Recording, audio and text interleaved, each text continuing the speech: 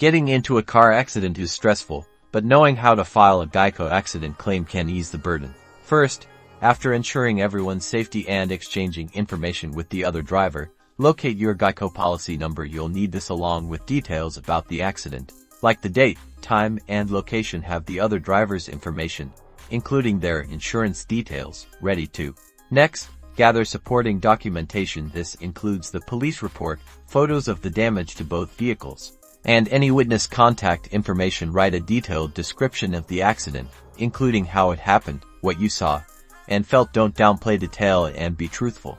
Then, you have a few options to file your claim. You can do it online through Geico's website, using their mobile app, or by calling their claims hotline. Be sure to be accurate when going through this process. Geico will gather information by contacting the other driver, reviewing the police report, and potentially sending an adjuster to assess the damage to your vehicle or others involved. Finally, Geico will investigate your claim and determine liability. If approved, they'll handle the repair costs based on your policy and the extent of damages. Remember to keep all communication and documentation related to the claim